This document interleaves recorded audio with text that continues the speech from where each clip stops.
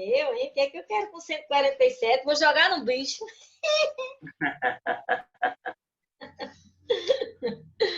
Ai. Pronto, tá aí organizado. Eu vou fechar meu áudio e meu vídeo. Qualquer coisa você só é falar, viu? Certo. Tá bom. Administração na América Portuguesa. Fechar aqui essa Bom parte. dia, boa aula. Não esquece da prova de artes hoje. Hoje para o nono ano também, viu? Hoje é prova de artes e o sétimo ano também. É prova de artes. Aí já está tudo ok. 1 hora da tarde, entre lá no Google Sala de Aula. Quem não atualizou suas atividades está ainda em tempo de atualizar e fazer a prova lá. Hoje é a prova de 1 até as 6 da tarde. É uma prova por dia. São 2 semanas. Essa semana é a outra prova à tarde. Aí, nesse caso, o terceiro bimestre está começando, não é isso? Aí não, a gente já começou o terceiro, Sim. só a prova do terceiro é só depois. Quando tiver mais perto, você avisa, né? Lógico.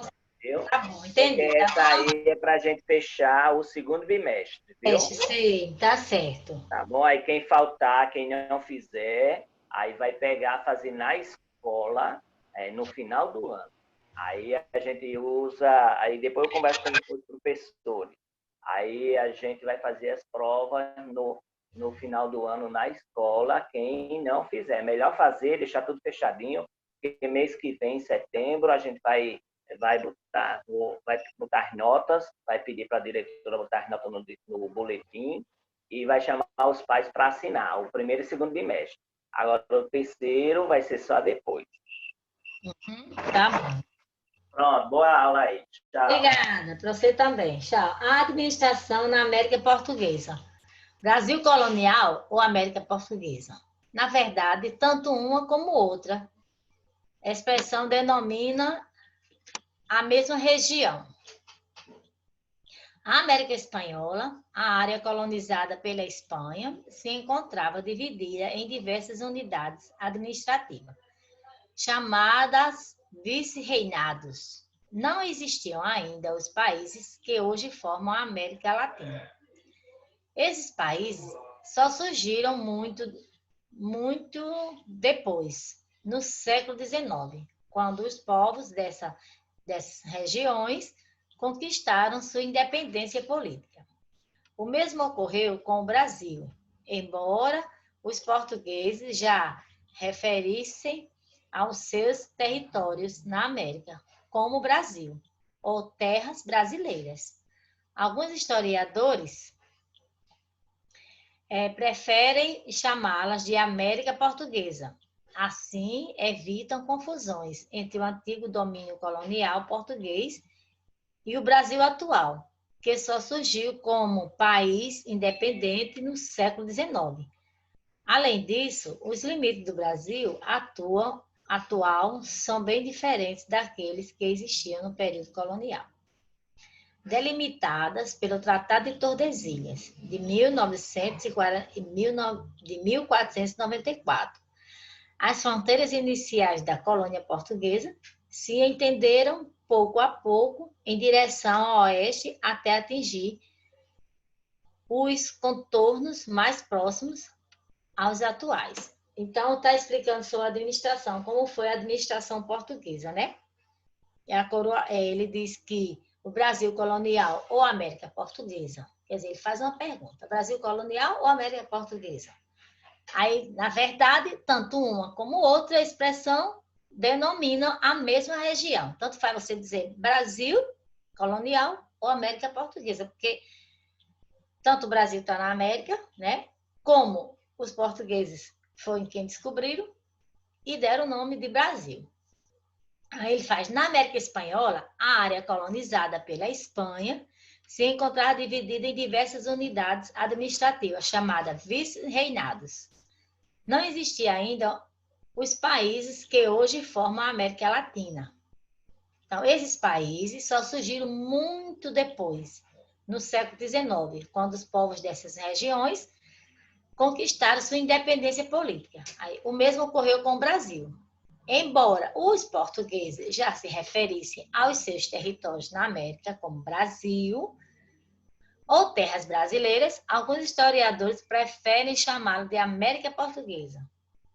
Assim, evitam confusões entre antigo domínio colonial, né, que era o domínio colonial português, e o Brasil atual, que é hoje, que só surgiu como país independente no século XIX.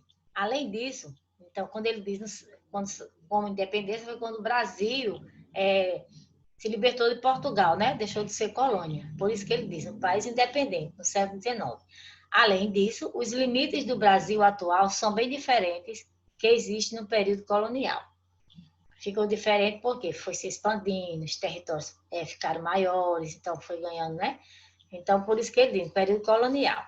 Delimitadas pelo Tratado de Tordesilhas, aquele tratado que a gente já ouviu falar muito, né? O Tratado de Tordesilhas, lá de Portugal, lá da Espanha, de 1494, as fronteiras iniciais das colônias portuguesas se estenderam pouco a pouco em direção ao oeste, até atingir o contorno mais próximos aos atuais. Então, é isso. Então, aqui ele diz assim, observe a imagem, responda a questão, a imagem mostra uma paisagem natural, essa imagem natural ou cultura está modificada antes, né? Então, vamos passar, passa adiante, Marcondes, por favor, viu? Próxima página. Então, ele diz, a ocupação da América Portuguesa. Como vimos no capítulo 7, a ocupação sistemática na América Portuguesa teve início em 1531, com Martim Afonso de Souza. Foi aquele último assunto que a gente viu, inclusive, um desses assuntos, né, está na prova, né? Nessa época, os empreendimentos mercantis portugueses na Índia tornavam-se cada vez menos lucrativos e a coroa estava interessada em buscar novas fontes de riqueza. Era preciso também garantir o domínio dos territórios na América diante das ameaças e dos ataques de holandeses e franceses. Assim, buscou-se promover sua ocupação, atraindo colonos com a promessa de riqueza, títulos e honrarias. Então, quando ele diz a ocupação da América portuguesa, que ele disse que foi quando a gente viu no capítulo 7, que foi o último assunto, que a gente viu que eles ocuparam o Brasil e decidiram que eles queriam mais do Brasil, era a riqueza, era o pau-brasil, né? A colonização portuguesa, quando entrou aqui, e foi Martim Afonso de Souza que, né, deu início. Então, ele diz que deu início à colonização, né? Porque o Brasil já estava descoberto, já existia Brasil. Então, aí ele diz que era preciso garantir o domínio dos territórios na América diante da ameaça dos ataques de holandeses e franceses. Porque nesse tempo vinham muitas para cá, né? Vinham muitas expedições para cá, vinham muita gente para explorar a nossa terra. É tanto que quem descobriu ela foram portugueses, né? Então, por isso que ele diz ataques holandeses e franceses. E assim buscou-se promover suas ocupações, atraindo colonos, com a promessa de riquezas, títulos e honrarias, né? Então, vamos ver o mapa, quando é aqui, América Colonial Ibérica, segundo o Tratado de Tordesilhas, no século XVI. Então, aqui são os territórios sob domínio espanhol, esse todo de verde, que a Espanha tomava conta, e os territórios sob domínio português, que é o roxinho, né?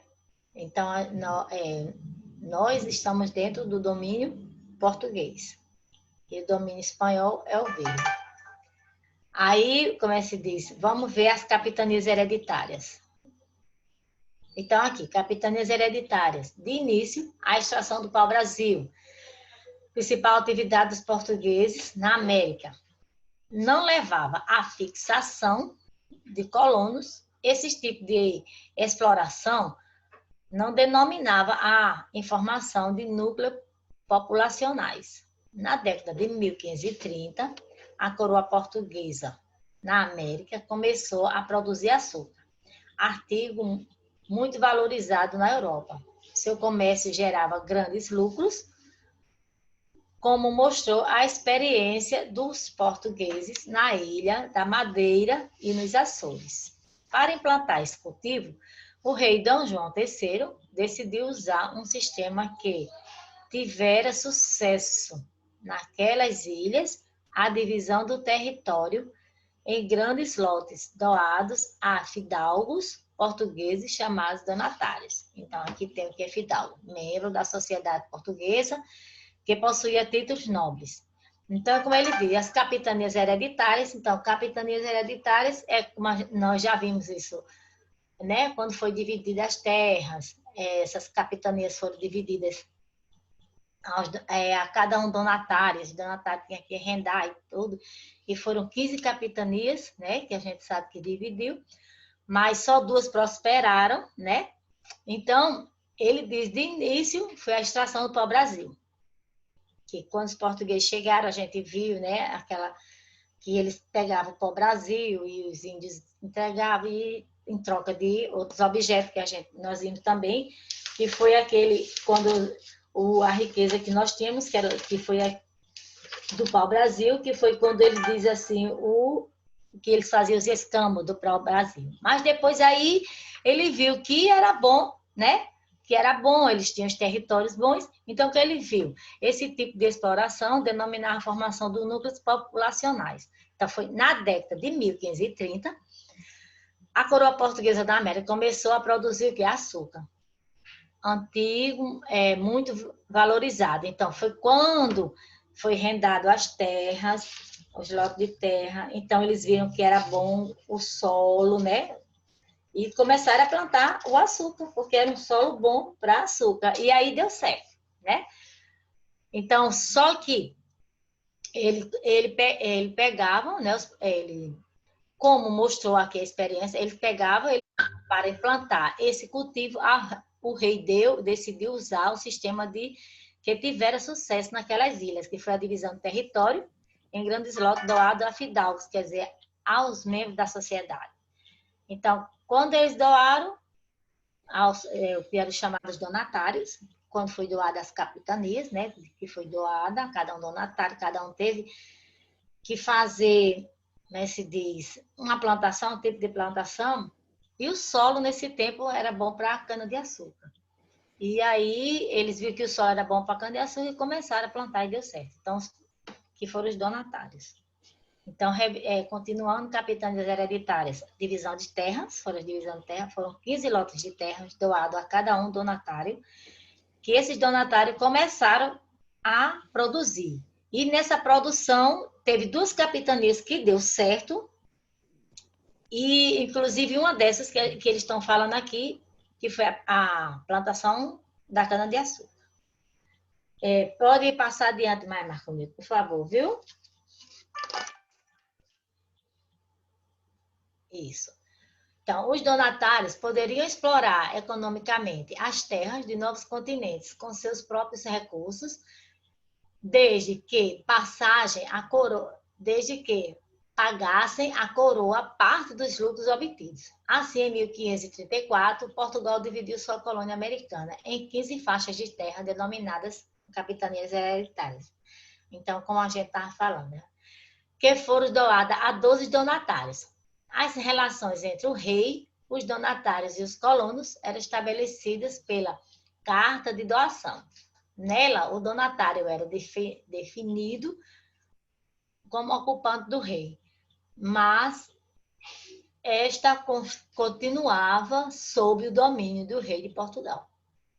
De acordo com a carta de doação, o donatário deveria colonizar a capitania, fundando vilas, policiar suas terras, protegendo os colonos contra ataque de indígenas e estrangeiros, fazer cumprir o monopólio real do pau-brasil e do comércio colonial, e no caso de serem encontrados metais preciosos, pagar 1/5 do seu valor à coroa.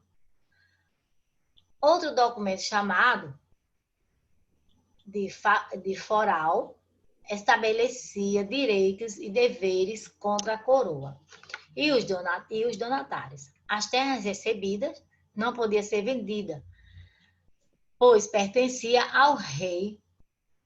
Em compensação, o donatário podia transferir a capitania a seus herdeiros, daí chamar-se capitanias hereditárias. E tinha o direito de doar sesmaria, vastas propriedades, a colonos católicos, utilizar indígena para o trabalho agrícola, montar engenhos, cobrar impostos e ainda exercer a justiça sem seus domínios. De todas as capitanias, apenas 2 tornaram-se viáveis. A de São Vicente, no sul, cujo donatário era Martim Afonso de Souza, e a de Pernambuco, no norte, pertencente a Duarte Coelho. Nesses locais, o cultivo de açúcar foi bastante lucrativo, permitiu a continuidade de colonização. Diversos fatores contribuíram para o incenso da maioria das capitanias hereditárias, entre os quais a distância em relação à metrópole. Então, como a gente está vendo aqui, as capitanias hereditárias doadas dos donatários, os donatários tinham que progredir essas capitanias, mesmo ele progredindo, ainda pertencia ao rei de Portugal, mas como eles tinham que rendar, também uma parte era deles, mas só que o rei estava de frente. Depois, eles criaram um documento floral, estabelecia direito a diversas coroas e os donatários. As terras recebidas não podiam ser vendidas, eles tinham que fazer com que elas produzissem. Mas podia transferir aos seus herdeiros, por isso chamado de capitanias hereditárias. Passava de pai para filhos, né? Tinha o direito de doar sesmaria, que era vastas propriedades. Aí ele diz, e colonos católicos, utilizar indígena para trabalho agrícola, montar engenho, cobrar impostos e ainda exercer a justiça em seus domínios. Depois, de todas as capitanias, apenas 2 que prosperaram, foi a de São Vicente, que era Martim Afonso de Souza, um donatário, e a de Pernambuco, que era Duarte Coelho. Então, foram essas 2 capitanias que prosperaram. E como eu disse, e como a gente viu antes, né, que a plantação da cana-de-açúcar, para formar o açúcar. Vamos continuar, por favor, Marconildo, viu? Aí, pronto. Aí ele diz, as capitanias hereditárias entre as quais a distância, vou continuar daqui. Nesses locais, o cultivo do açúcar foi bastante lucrativo e permitiu a continuidade da colonização. Diversos fatores contribuíram para o insucesso da maioria das capitanias hereditárias, entre os quais a distância em relação à metrópole, a grande extensão territorial, a resistência dos indígenas aos conquistadores europeus, os ataques dos corsários franceses, o desinteresse dos donatários, pois muitos não conseguiam arcar com as despesas para a colonização de suas capitanias e, por isso, nem chegavam a tomar posse. Então, os insucessos, ou seja, o que não deu sucesso, né? Que só foram 2 que deram. Então, os insucessos que eles dizem que foi isso. A distância em relação à metrópole, quer dizer, era muito distante. Grande extensão territorial, bastante, né? Bastante área para plantar. Resistência dos indígenas, quer dizer, os indígenas se não deixavam tomar totalmente conta, né? Ataque dos corsários franceses. E o desinteresse também dos donatários, pois muitos não conseguiam arcar com as despesas para a colonização de suas capitanias. Por isso, nem chegaram a tomar posse delas. Muitos também não se interessou. Então, construindo o conceito. Deixa eu baixar aqui esse celular.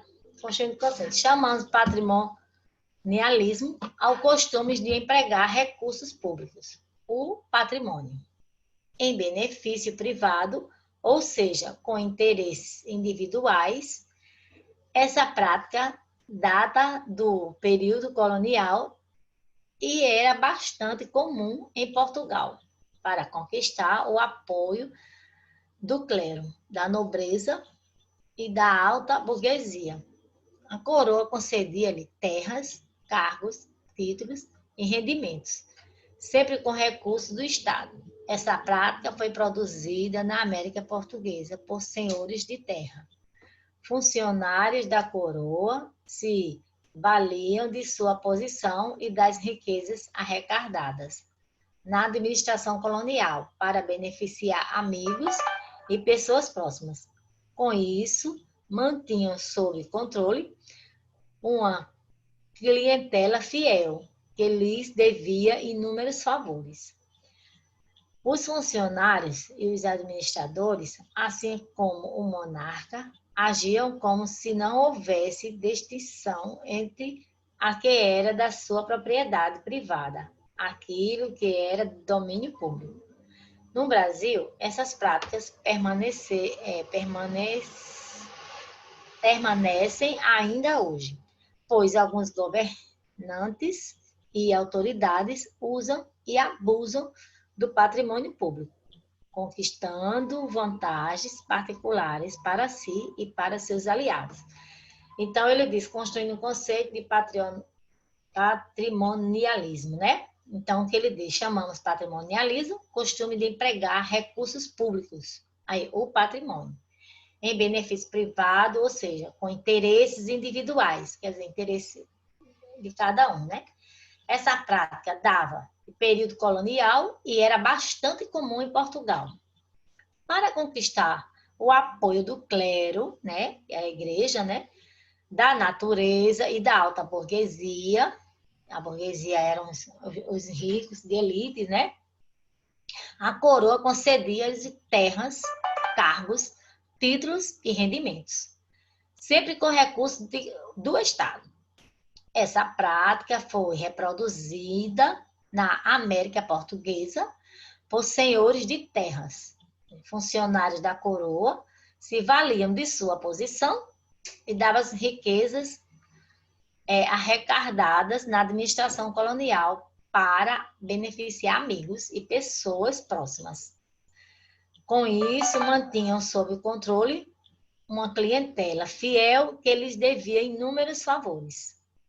Os funcionários e os administradores, assim como o monarca, agiam como se não houvesse distinção entre o que era de sua propriedade privada e aquilo que era do domínio público.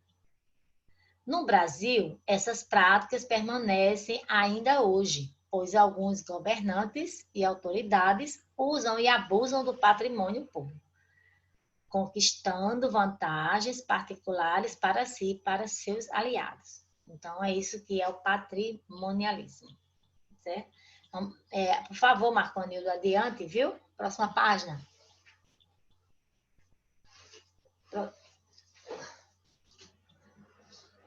Ô, Ingrid. Marconildo, próxima página, viu?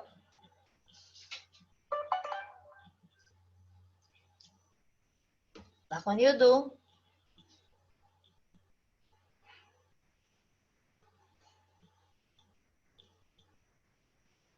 Marconildo, próxima página.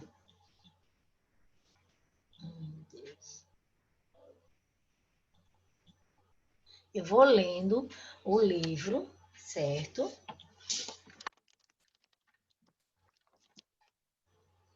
Eu vou lendo o livro, que tá aqui. Quando ele chegar, aí eu só faço dar uma revisadinha, tá certo? Mas aí vai ter que mostrar o mapa. Então, tem um mapa aqui, a visão... Isso, Marco. Obrigada. Então, a representação das capitanias hereditárias.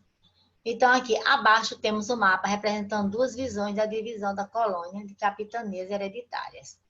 1534 a 1536. Então, visão mais antiga da divisão em capitanias hereditárias. Então, nós temos o Maranhão, o Ceará, Rio Grande, que é Itamaracá, Pernambuco, Bahia de Todos os Santos, que é de Ilhéus, Porto Seguro, que é Espírito Santo, São Tomé, que é de São Vicente, Santo Amaro, que também Santa Amaro de São Vicente. Então, aqui nós temos observação, né? Aí faz o mapa ao lado, representa a visão mais antiga do século XIX. Seu autor, o historiador Francisco Adolfo de Vardangen, em 1816 a 1878, baseou-se na cartografia de Luiz Teixeira, de 1586. De acordo com essa visão, as capitanias eram representadas no mapa em linhas paralelas que iam ao litoral e ao meridiano de Tordesilhas. Então, é isso que ele está mostrando. É o domínio espanhol desse lado e aqui desse outro nós temos as capitanias que foram doadas, né? Então, como eles dizem, foram 12 capitanias e doada a cada um que eram os donatários. E esse aqui são os lugares, no Maranhão. Aí era Maranhão mesmo, no Ceará, no Rio Grande do Norte, aliás, no Rio Grande, né, do Norte, Pernambuco, Bahia, Porto Seguro, Espírito Santo, São Tomé, São Vicente. Então, foram essas capitanias que foram doadas. Esse é o mapa das capitanias. Agora, nós temos também visão mais recente. Marconildo, por favor, aí tu passa o próximo mapa, que ele diz a visão mais recente e a divisão em capitanias hereditárias. Esse é o mapa mais recente, certo? O mapa ao lado apresenta uma visão mais recente, 2013, elaborada pelo engenheiro e professor da Escola Politécnica da USP, Jorge Pimentel. Jorge Pimentel Sintra, membro do Instituto Histórico e Geográfico de São Paulo.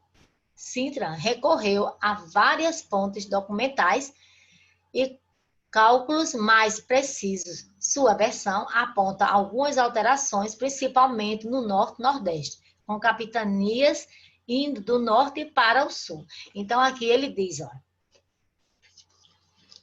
Cadê? Então, aqui ele diz, ó, aqui nós temos terras não distribuídas, aí diz Piauí, Ceará. Esse vermelhinho aqui, Celso, não dá nem para ler direito. Esse vermelho, aí tem Piauí, Ceará, Rio Grande do Norte, Rio Grande do Norte também, um em Rio Grande do Norte. Tudo isso foi a descoberta dele. Itamaracá, Pernambuco, Bahia, no Rio São Francisco, Ilhéus, Porto Seguro, Espírito Santo. Então, aqui são as mais recentes que ele está mostrando. Bahia de Traição, Bahia de Todos os Santos, São Francisco, Santana. Aqui tem Santana. Esse pequenininho não dá para ver. Peraí, isso. Fica Mascune. Que é isso, hein? E São Tomé, oi. Macaé. Diz. Ei, por favor, eu sei. Por favor, desliga esse celular aí. Eita, bichinho.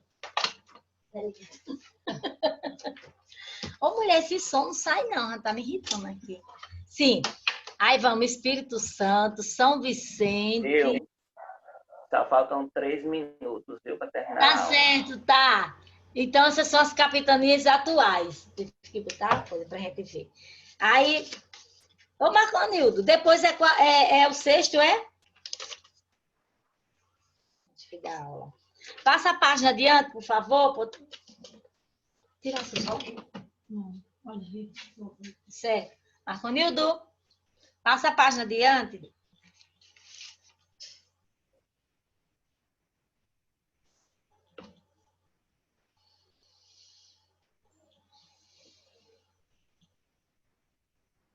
Marconildo. Ah, meu Deus, esse som me irrita. Marconildo.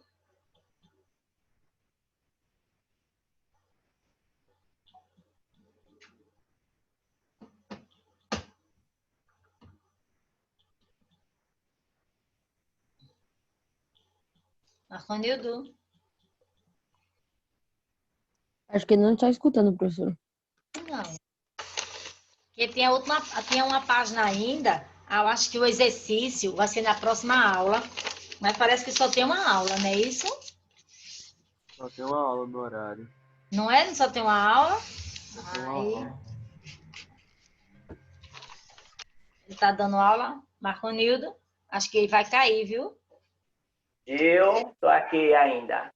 Ah, Olha, sim. aí você viu no horário hoje que é só uma aula, viu? Eu diminuí porque já tinha completado aqui, aí eu disse, Certo. não descansa a Pronto. bichinha, porque ela deu muita aula semana passada. Aí, escute, aí a próxima aula do exercício, não é isso? Desse assunto, né? Que é justamente segunda-feira, viu? Certo, aí tá bom, tá. E eu já tá. Aí só... Não, que é amanhã, amanhã. Aí é Amanhã tem amanhã, é verdade, é. Aí amanhã eu viu? dou exercício para os meninos. Então, meninos do 7º ano, aguarde a próxima aula, tá bom? Então, até a próxima aula. A gente Até vai amanhã. Amanhã eu passo o até amanhã. exercício. É. Certo. Quem manda a lista para mim, manda aí, viu, Jader? Manda lá no Eu chat. já mandei no grupo. Ah, tá certo. Muito obrigado, meu assistente. Tchau, tchau. Gil, vou mandar o link do sexto. Tá bom.